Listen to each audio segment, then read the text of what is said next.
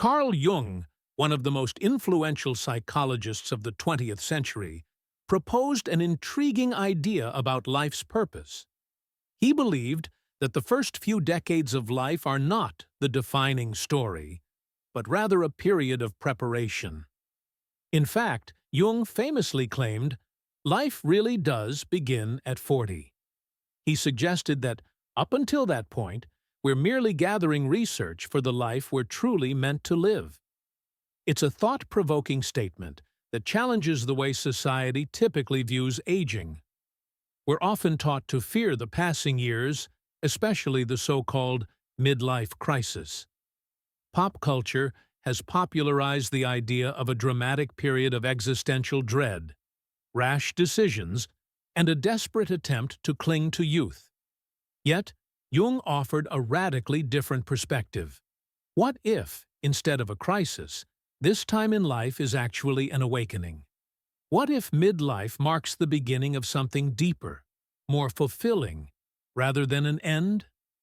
To understand Jung's viewpoint, it's essential to look at the first 40 years of life. Consider these years as a phase of exploration, a time for building careers, forming relationships, and seeking external validation. It's a time of rapid development when we're driven by societal expectations and questions like, who am I? What do I want to do? What will make me happy? The answers we find during this phase, however, often feel incomplete. Jung argued that these first 40 years are crucial, but they are just the groundwork. We're learning, striving, failing, and succeeding, but always under the influence of external forces. And as we approach our 40s, we begin to realize that these old pursuits no longer bring satisfaction. The career milestones, the pressure to conform, the desire to fit in, all start to lose their grip. We begin to understand that much of what we've done has been shaped by other people's definitions of success. This realization, while unsettling, can be incredibly liberating. It marks the beginning of what Jung called individuation, a process of becoming our true, whole selves. It's a shift that doesn't happen overnight. It often begins with quiet, internal questions like, is this all there is? Am I truly living the life I want? These questions might arise during a significant milestone, a milestone birthday, or even a quiet moment of reflection. But once they appear, they grow louder, demanding answers. And these answers require us to confront parts of ourselves we may have avoided. The world may label this a midlife crisis, but Jung invites us to reframe the experience. What if it's not a breakdown, but a breakthrough? What if this period of questioning, doubt, and upheaval is necessary for us to become who we were always meant to be? Midlife is not the end. It's the start of something real and meaningful. Jung's perspective invites us to shift from focusing on external achievements to seeking internal fulfillment. During the first half of life, we focus on the persona, the outward identity we present to the world. It's influenced by family, culture, and societal expectations. This mask allows us to navigate the world and function in society, but it's not the whole truth of who we are. The problem arises when we become too attached to the persona, mistaking it for our true self. By midlife, the cracks in the persona begin to show. The roles we've played, the professional, the parent, the partner, start to feel restrictive. We sense that there's more to us than the roles we've been performing. And this is where the real work begins. Jung's individuation involves integrating all parts of ourselves, the light and the dark, the successes and the failures, the fears and the dreams. Confronting these hidden aspects of ourselves can be painful, but it is necessary for growth. At midlife, these questions about inner fulfillment become more urgent. What truly matters to me? What do I want to leave behind? The answers are not found in the expectations of others, but require us to turn inward and listen to our own voice. This inward turn often leads to a shift in priorities. Whereas we once chased ambition, success, and external approval, we now seek meaning, authenticity, and connection. Life becomes less about doing and more about being. Research supports this shift.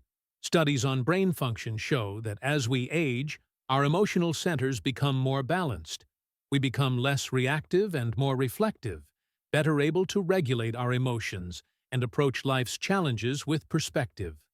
This emotional maturity allows us to make decisions based on our values rather than our fears.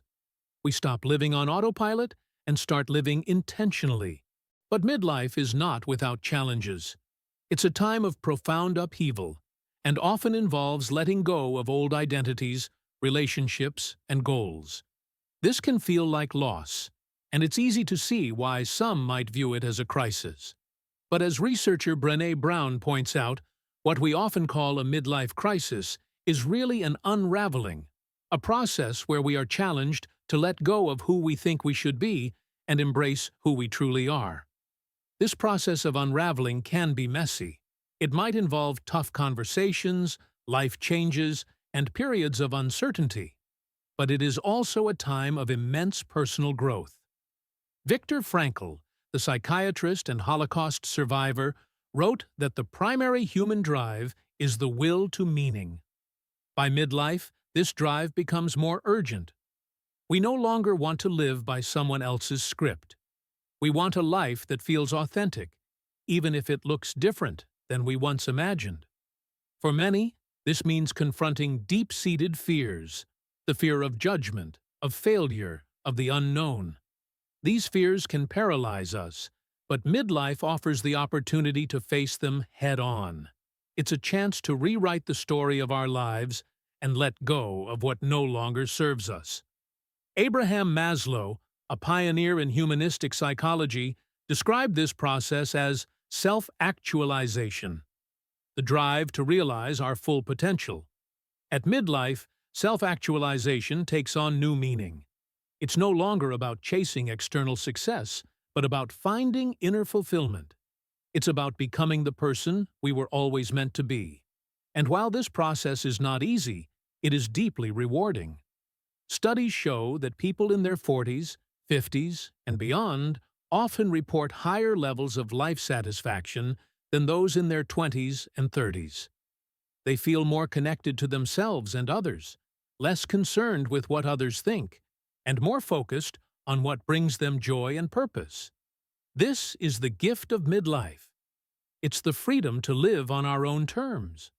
Jung believed that this freedom comes from embracing the complexity of who we are, integrating both the light and the dark, the successes and the failures, the dreams and the disappointments.